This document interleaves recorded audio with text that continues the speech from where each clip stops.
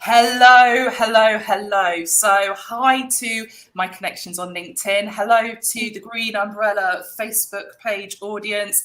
And if you happen to be watching this on YouTube Live as well, hello to you. It's Thursday, 12 o'clock. It's another Green Umbrella Live lunch. I was going to say what number we're up to, but I haven't got a clue, Jane. 85 now. 85. We really do need to get our plans together for our 100th episode and do something special. We keep saying it and not doing it, but there you go, something to add to the list. Today we are joined by the fantastic Helen from Crescita HR. I'm always paranoid I'm saying that wrong, Helen. No, it's about right. It's Crescita, yeah. It's Italian verb to grow.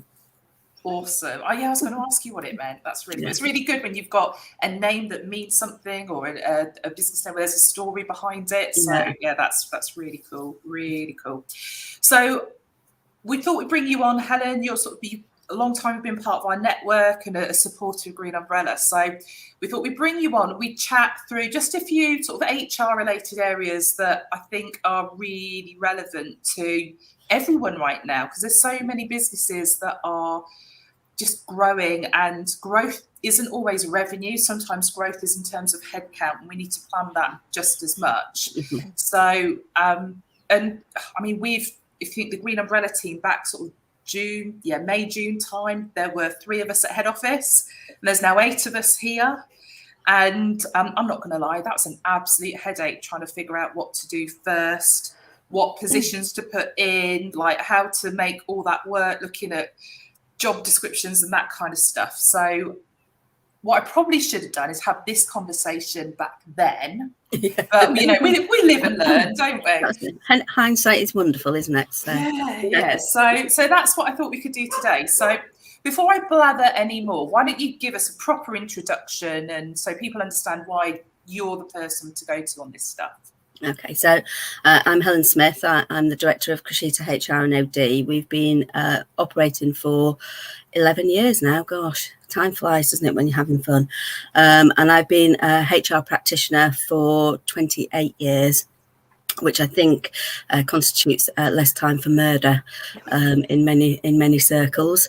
Over that time, I've worked in many settings. I've public sector and worked for some private sector bodies, and I've had many roles. I've done the basics of generalist HR, dealing with investigations, grievances, disciplinaries, which are always the joy to deal with, through to doing things like workforce planning, organisational development and design. So the whole range really of HR. I think anything to do with the one thing I don't do that I have to admit is I try not to get involved with recruitment.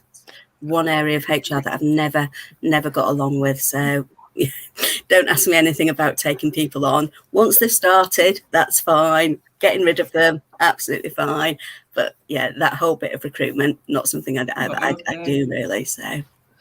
Do you know, it's really funny because obviously we deal with a lot of recruiters and sort of in-house recruitment, talent acquisition teams, that kind of stuff. And there is this real divide. You've kind of got your recruitment TA function, and they don't always have a great relationship with marketing. Yeah. And HR also kind of sits separately.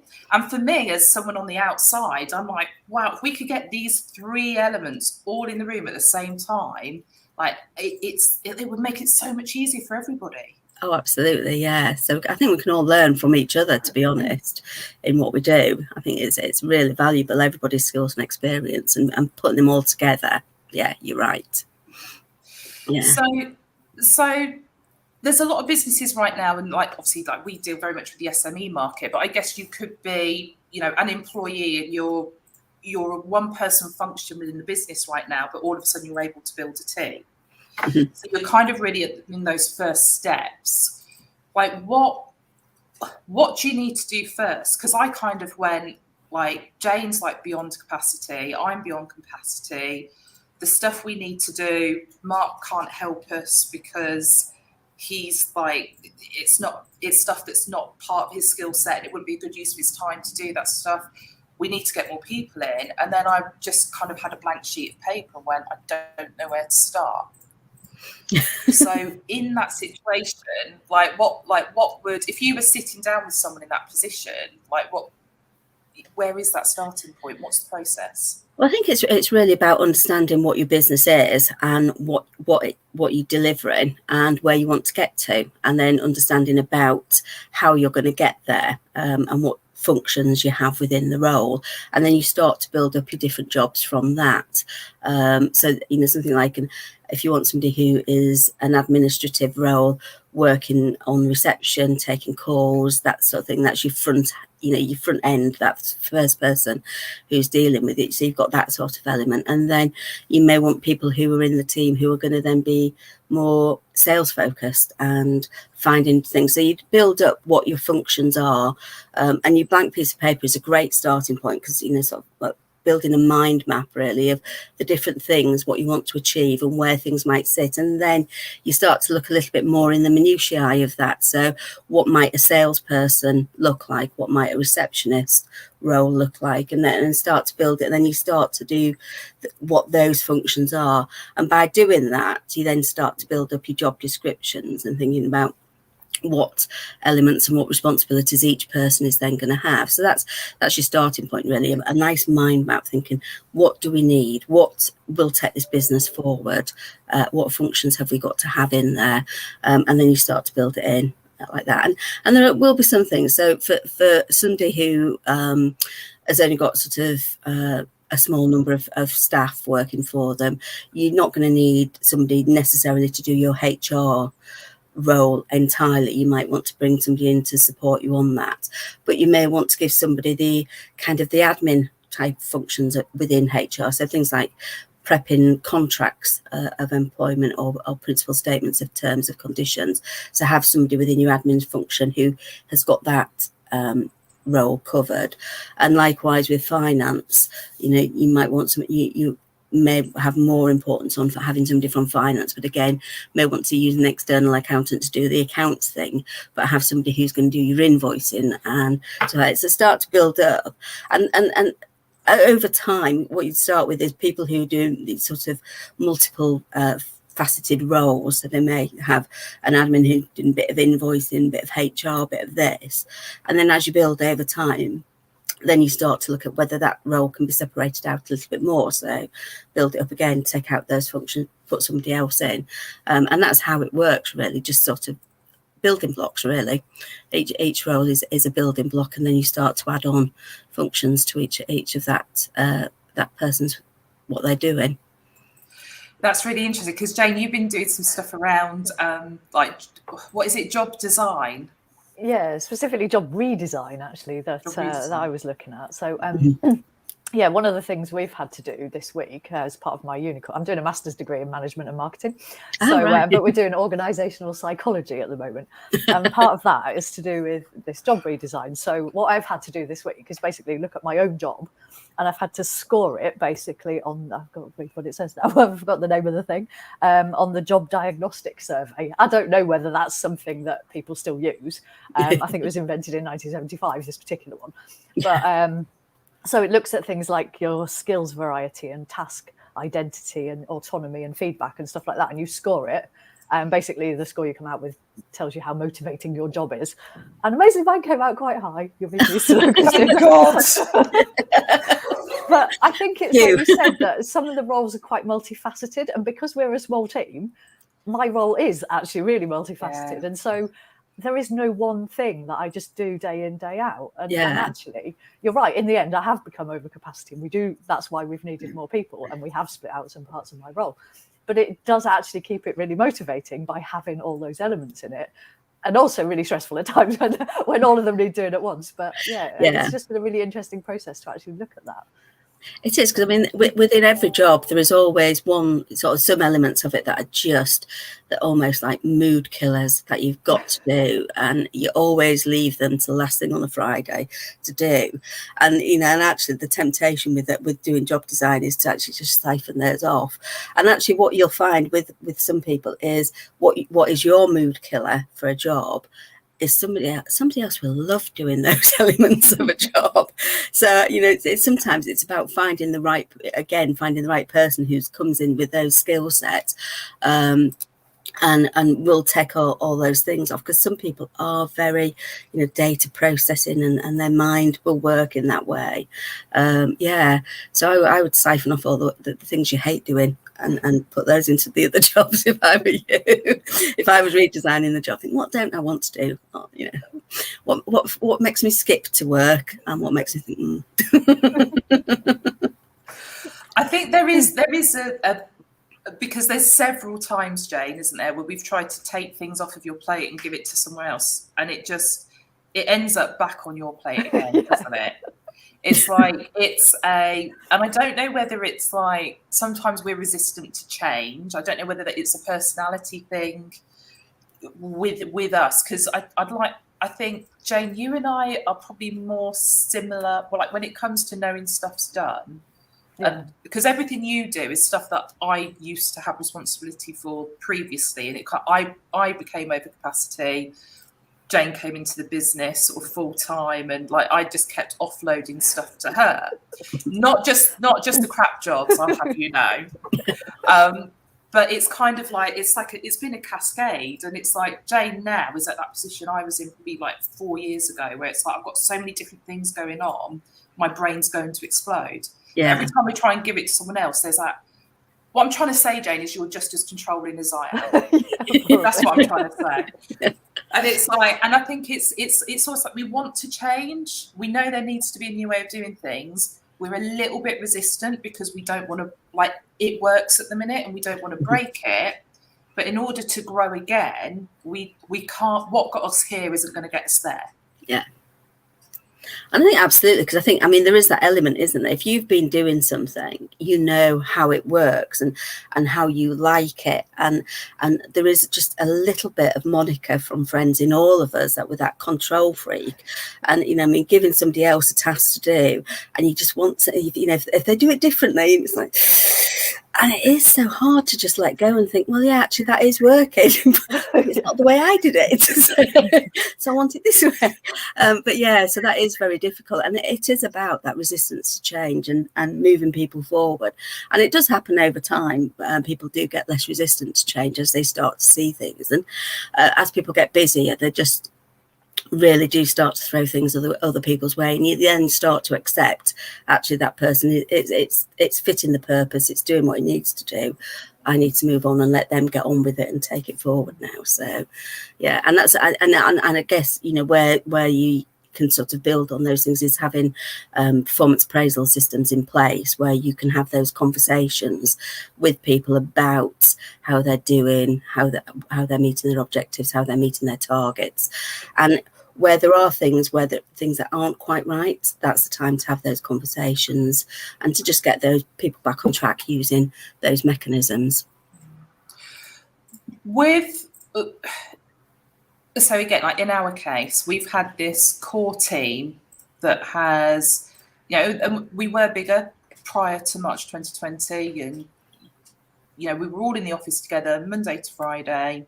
Obviously, we had that shift to moving at home, but it was the same people. So although we moved to working at home, that culture was already embedded. Mm-hmm. And so like the way we work, the way we communicate, all of that stuff was there.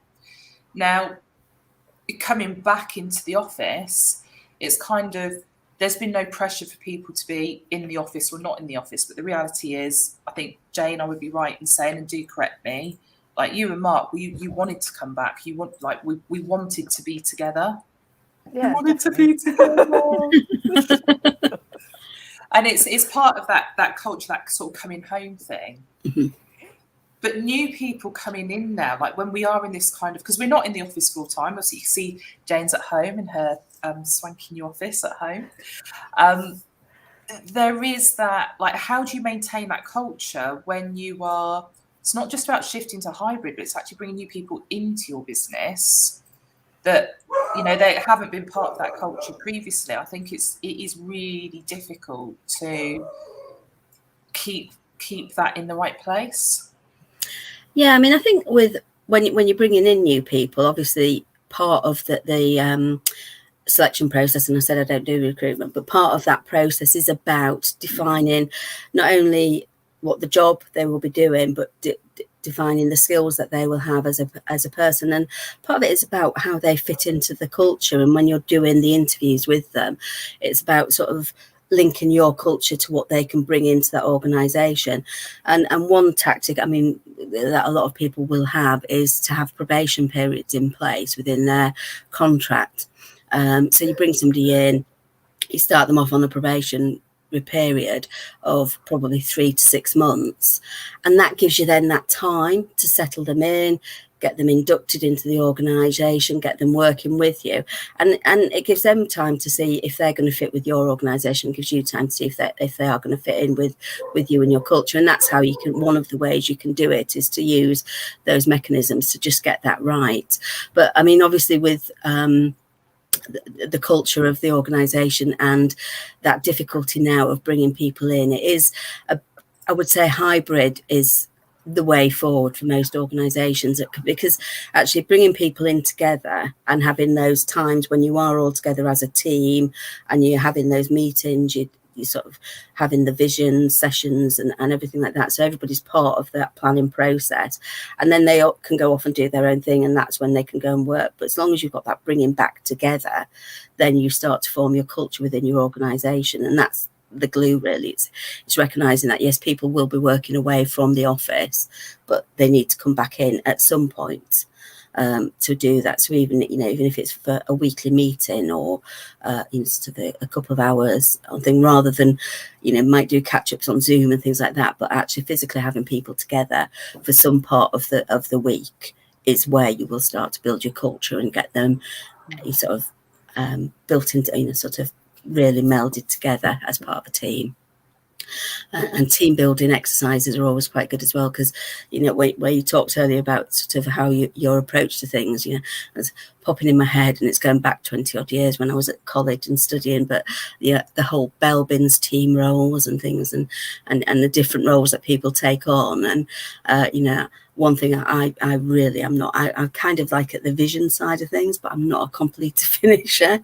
And actually what you do need is people within your team who have the different roles. When you read the different roles, and I'm struggling to remember them now because it has been a long time since I've done it, but actually you do need people who will do the tasks and who will get the head down and get on with doing the things and get things finished. And that's part of building the culture as well, is recognizing each person's, what they bring to the team and how they contribute, and allowing them to build on those strengths really, and not trying to force them into other areas, because that's just going to make them kind of rebel against it a little bit. So build on individual strengths, look at what they bring to the party, and use that. So yeah.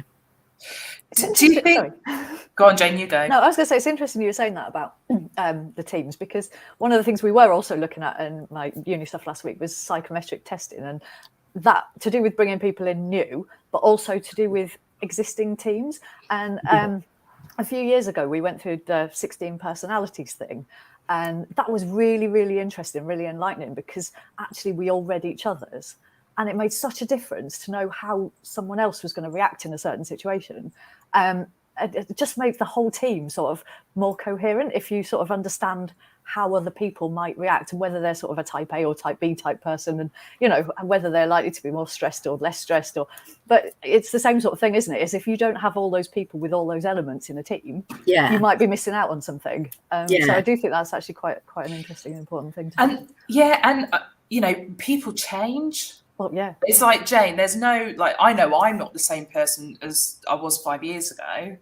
I probably was the completer finisher then, whereas now I'd probably be more in that visionary kind of sort of category. But it's like 16 personalities we should do again.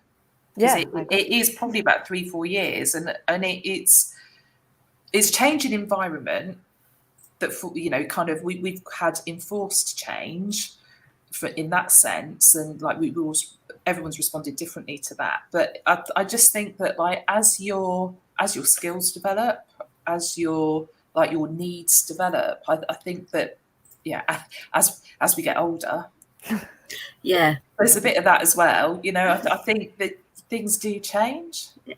Yeah, the other one, I'm just quickly looking down my iPad here, because it's thingy. Another one is the Myers-Briggs test. The introvert extrovert test, you know, and you've got your 4 personality, and you will come out with the 4 introvert extrovert, and I can't remember what the other ones are, and I won't read it, but yeah, but that's a good thing to do as part of a team building, to actually understand, because again, people will change. I mean, years ago I've been from an introvert on that scale to being an extrovert, and then back to being an introvert. And obviously, when you think of the term introvert, you think, oh, quiet, and thinking, yeah, I seem to have got louder and more brashy at times as I've got older. But it is just that way of thinking. So it's actually how you react to certain situations. And that's a useful indicator. There was at one point as well, a really quite interesting test, and it never really seemed to take off, but it was quite funny to see. It was called the Hogan's Dark Side test, and it would look at, you know, sort of how people would react in the real sort of extremes of their circumstances, and you know, sort of where they were, so and use their personality, and but at that end of it. So that was always quite an interesting one, but for some reason it just didn't take off. Not many people used it. So people just didn't want to visit the dark side and see where they were on that scale. I think if we did that, I might have a lot of white envelopes Monday morning on my desk. That's when you find out you're sitting next to a psychopath. So, but I think doing those tests regularly and as part of a team building exercise are always good, because what you need to have that balance through. You know, what you don't want is all type A personalities, because you're going to be sort of coming up against each other. You know, having your type A, type B tends to balance things out, and then gives you those different sort of areas and sort of contributes different things to the process, so you're getting that balance without everybody butting heads, wanting to be the leader or whatever. So yeah, good to do very regularly. Awesome. So right, let's move conversation on a little bit now. So one of the things I'm going to talk about, something really boring. Sorry, I do this. So I think that there's a lot of stuff that we sort of assume we need to have in place. So, like, you know, contract of employment, job description, but then beyond that, I think especially when you, as a small business, you probably don't really think beyond that in terms of like all the policies and everything else until there's a problem. So let's say you suddenly have some, like, you bring in an employee and all of a sudden they're, you know, constantly rolling in late, or, you know, sickness and absence kicks in, or, you know, there's a problem and you've got to look at disciplinaries and that kind of stuff. And it's like, what's the policy? Oh, crap, we haven't got one. Yeah. Do you come across that a lot? Or is that, and I'm not suggesting that that's me that does that stuff, by the way. A little bit, but you know, but like, is that something you come across a lot? Is that a fair assessment, or am I totally off the mark with that? No, it's completely fair assessment. And to be honest, depending on the number of people you've got in the business, it depends on the number of policies and things you would need. I mean, I advocate for small businesses. If you've got an employee handbook, you can shove everything into an employee handbook. You don't need separate policies. It's only as you get bigger and bigger that you would want to then separate them out and probably go into a bit more detail with your policies. With something like disciplinary, the ACAS guide is set as a minimum. So that basically says, you know, you should obviously try and carry out some form of investigation or fact-finding exercise to establish what's happened, give the individual the opportunity to respond, give them the opportunity to be represented, and if you issue any sort of sanction, to give them the right of appeal. And that's the basics of a disciplinary policy, and providing you follow what ACAS says is the minimum requirements, then you're going to be okay on that one. So disciplinary is less of an issue, because obviously you've got ACAS there as guidance, and same with grievances. They've got their own sort of minimum expectations really for organisations. You can start to build it up, and you can start to put in other things. There is a term when we're drafting disciplinaries and conducts, and it's, you know, it's always this is not intended to be exhaustive, because you can always guarantee that if you've got a list of what you consider to be gross misconduct or misconduct, that somebody will do something that's not on the list, and you think, what do I do now? Because it's not on the list. But actually, that's the get out clause is, well, yes, it is still not within our values or within our expectations of your conduct, so we will just deal with you through that disciplinary process. Sickness absence, I mean, again, one of the things that we get a lot of is people dealing with people who are going off sick constantly, and it comes down to a part of the expectation of your contract of employment is that you attend for work regularly. That's a given within that. We will pay you to work and you will attend for work regularly, but we do accept on occasions you might be sick. And then you manage it through that process. So again, you just follow a fair process. So if somebody's off sick, you meet with them, you find out what's going on for them, and then you might issue warnings using some sort of trigger system. Bradford score is quite common. Three strikes within a 3-month period, you might issue a warning, and you progress through that way. Once you get to that point, then it is sensible to put in, if you start off, you be reasonable as an employer, you listen to the individual and you manage it. But once you actually start to get your first person who's going off sick like that, and you're thinking it's patterned, then get a policy in, because then they know what's expected of them, you know what you are delivering, and you've got that process there. And other things as well, capability is another policy that is often used, and that's about managing people's performance. So you've got the performance appraisal, which is the sort of annual and meeting regular just to sort of assess achievement towards targets. But what do you do if somebody isn't performing on a regular basis? Then if you've got a capability policy, it would be aligned to your disciplinary, so you would set them the targets which should be reasonable in the circumstances. ACAS love using terms like reasonable in the circumstances. So if you set somebody, if you've got somebody who is manufacturing widgets, then expecting them to increase from 50 widgets a week to 100 widgets is probably reasonable if everybody else is achieving 100. But whereas if you've got something which is a more, I suppose, like more, something like an administrator or something where it's not quite as easily defined what their targets might be, then you might have to give them a little bit longer to make those improvements. So that's what we mean by when it's saying it's reasonable in the circumstances. So look at what's reasonable for them to achieve improvements with, and set that target. Then you meet with them on a regular basis, you review, and if they're not meeting it, you align it to your disciplinary. So at the first level, you would issue a first written warning.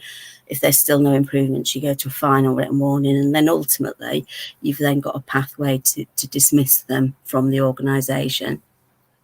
And again, everything that, as long as what you've done is fair and reasonable in the circumstances, then if you can demonstrate you've followed a fair process in managing that individual, then you're going to be covered and you're going to be safe.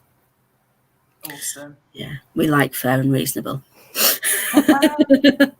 So it's funny, as you talk about then, I was thinking like KPIs and things, and I think in some businesses it's really easy to set KPIs. The expectation is you're going to produce X number of units of, or deliver X number of units of something, but it's really like, so Jane's role, for example, because it is so varied, to put KPIs in place for Jane, it's like the only KPI I've got for Jane is like, how happy are you in your job?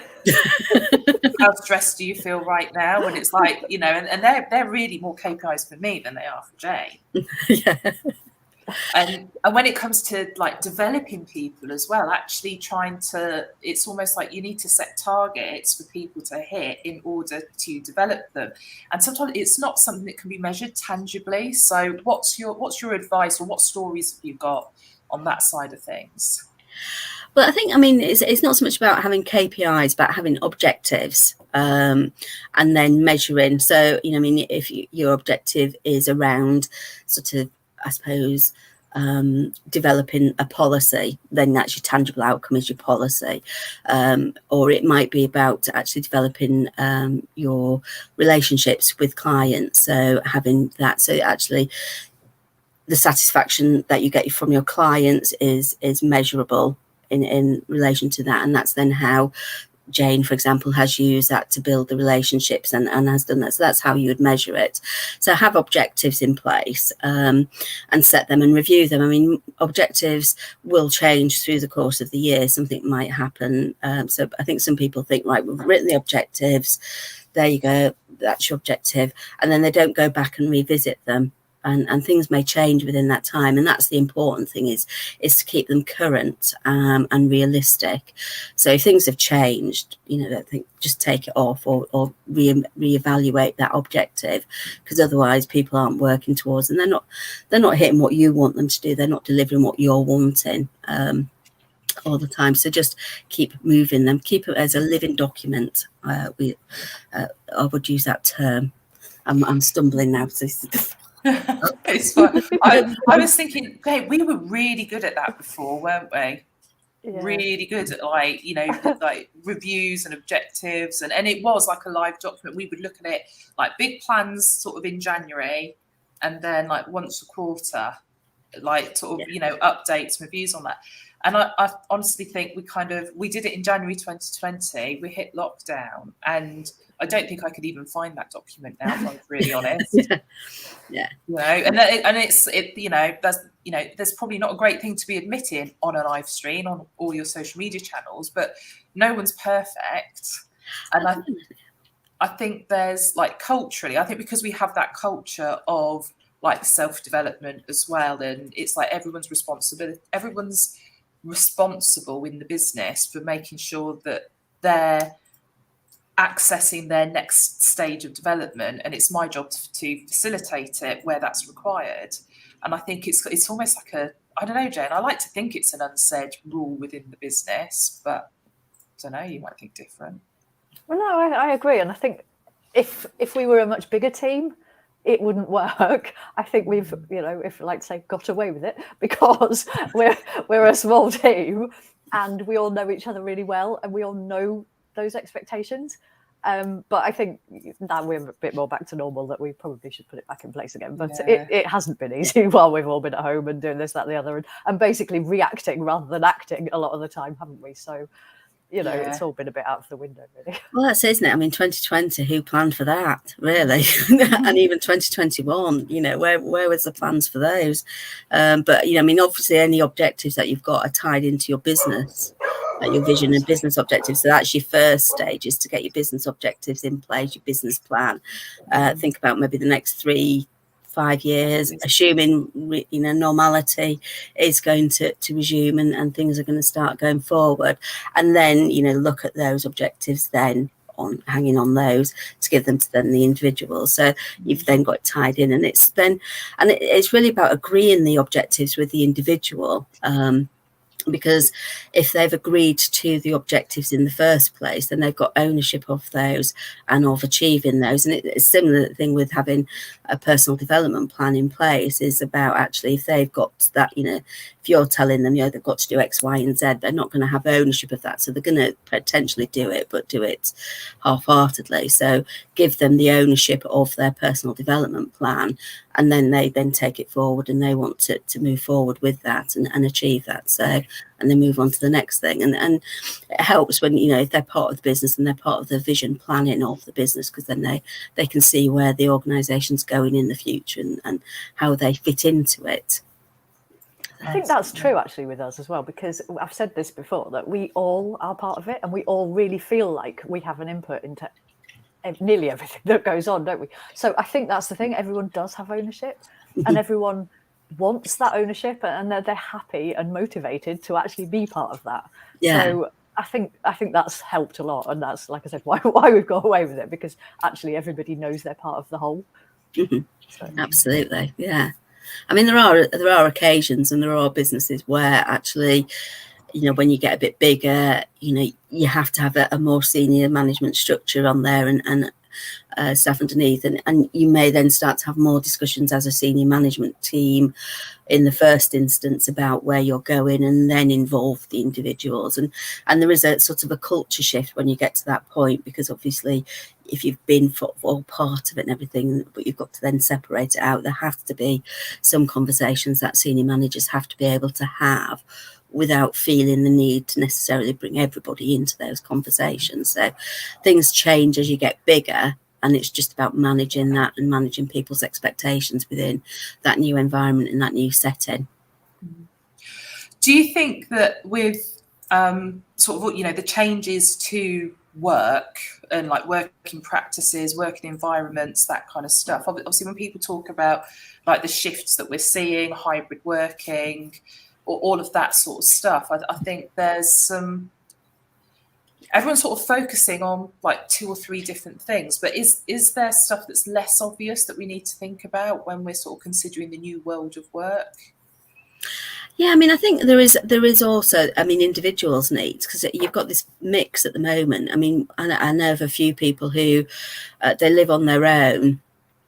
They've been then forced to work from home, and actually the impact on their mental health has been huge, because it's quite a lonely existence, and actually recognizing that they might want to come back into the office and be around other people is necessary. So recognizing what people's triggers are in that respect is good, and having that awareness of that, because, you know, yes, it's nice sometimes, you know, it saves money being, you know, not having to pay the dog walker, being at home and making savings like that.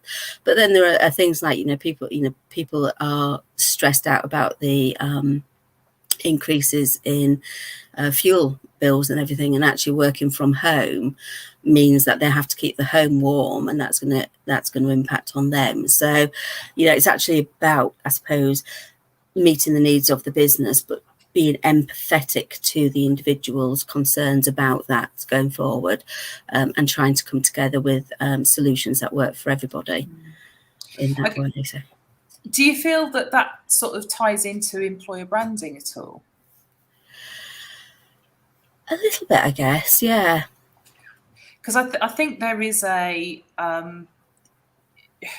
people complain about the negative stuff, absolutely, and they don't necessarily shout about the positive stuff, do they? No. And I think that there's, you know, when everyone was in the office together, like employer branding, like how do we look after our teams, and then do that in a way where we can share that with the outside world, so they see us as an attractive business to aspire to work for or work with. And I know, if I were to jump into a call and talk about employer branding with someone 3 years ago, 2 years ago, they'd be talking about having fruit in the office. Do you know what I mean? And it's kind of like, and looking after their people that way. Oh, someone comes in and like once a quarter and gives everyone massages. Right. By the way, we do the fruit thing. We don't do the massage thing. Not yet, but it is on my goals list.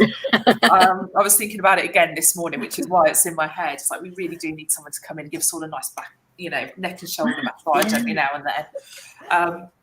But yeah, probably on a Friday when I'm the only one here. But yeah. But yeah, I think that now people are at home and we're thinking of this new way of work and like working environments and that sort of stuff. You know, I mean, your working environment makes such a difference to your productivity.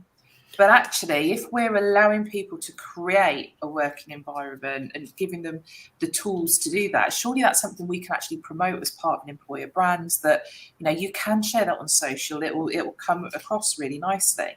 You know, could really work. Like, Jane's just moved house. I'm going to tell the world, Jane. Jane's just moved house, and she's got this like fantastic, this is her new office, right? And everyone is jealous. I wish I could say that I provided this for her.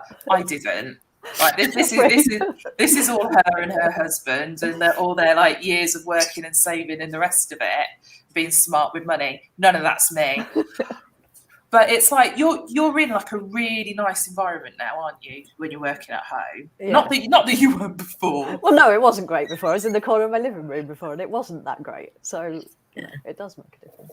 I think, I mean, as employers, I mean, even when you've got remote working and people working from home, you still have a responsibility under Health and Safety at Work Act to make sure that the environment they're working in is safe for them to do that. So, you know, Jane has got a lovely office. I'm very jealous. No worries there. But I mean, if you look around my office, it's just like a hazard. Full of hazards. The health and safety exec would go mad, you know.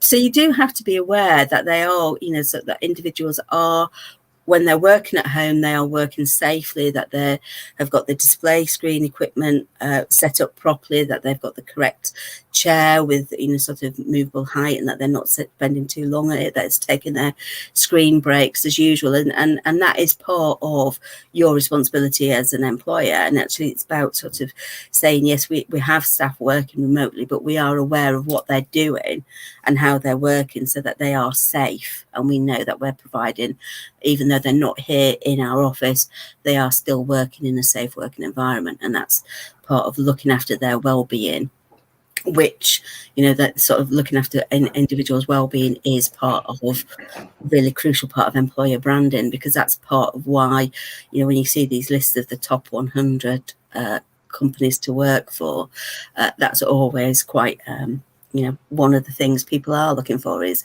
you know, yes, you know, they want to see that sort of safety and wellness, and that's the thing now. More people are thinking about well-being than actually thinking about sort of the financial and everything else. So I did have I used to, in a previous life, I worked for the civil service, and we transferred into a new organisation.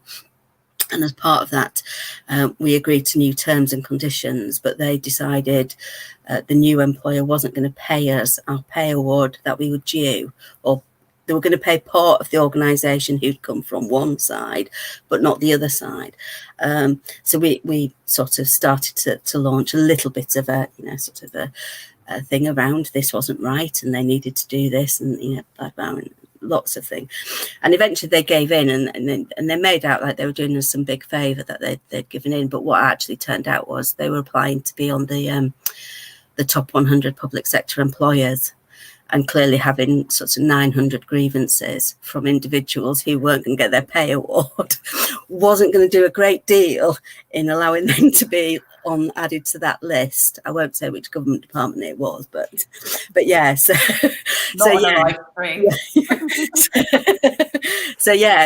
you know, things like that. If you've got unhappy staff and they're going to have grievances, then that gets out, and people do pick up on that. And it's, I mean, you can control it a little bit with your social media policy, and having that and making staff aware that even when they're using social media outside of work, if they're putting posts on there which are damaging to you or your organisation, that you will take action against them through the appropriate routes, disciplinary or whatever, you know. So you've got that scope there, but things do get out. So if people are, you know, my employers let me work from home, they've given me a nice comfy chair to do, those things all come out, and that's part of then what people link and want to come and work for you, because they think, oh yeah, actually they're a good employer, or they're a bad employer, depending. Absolutely. Helen, that feels like a really good time to sort of wrap things up. Jane, have you got anything else for Helen? I don't think I have, actually. No, that's good. That's been really, yeah. We've I had a couple of things, but like Jane and I were like, we want to talk about this stuff, and we've covered all of it, which is like, normally there's like one or two things we haven't covered, so that's absolutely fantastic. Helen, obviously you've got a wealth of knowledge, so people listening to this, when they're like, okay, I really need some help, where can they reach out to you? What's like how can you help people the most? What's your thing? Okay, so I can provide bespoke HR services to employers, and dealing with disciplinary grievances, investigations. We do a fixed price investigation service, because the cost of those can sometimes get a bit prohibitive for some people if it is a complex. So we offer things like that, but we also do bespoke things like document production, policies, writing contracts, and delivering those as well. So the whole range. If they're employed, we look after them. If you want to get them, we don't do recruitment. That should be my new slogan. We don't do anything else. But yeah, not recruitment. So lovely. And where can people connect with you? Is like LinkedIn the best place, or are you a Facebooker? Or I have to say that I'm terrible with my social media. I do need some help with that. I am on LinkedIn, but not the business. I'm on there personally. So there is a website which is www.crescitahr-od.co.uk. Awesome, brilliant. I'll come and find you there. Once again, Helen, thank you so much for joining us today. Really appreciate your time. And for everyone else watching, thank you as well. We will be back next Thursday, 12 noon. I think we've got, like, everyone's back. Mark's on holiday this week, so I think he's been, I think he went to the rugby and he's had a few days to recover, bless him. So I think he'll be back on Thursday, and I think Amanda will be with us as well. She's out at a team meeting in Southampton today, so talking to a room full of recruiters, in fact. So but yeah, I think she'll be back with us next week, and we'll be doing our usual catch up that we do every couple of weeks on what's new in social media. So tune in then next Thursday, 12 o'clock, and have a fantastic week. See you all soon. Bye. Bye. Bye.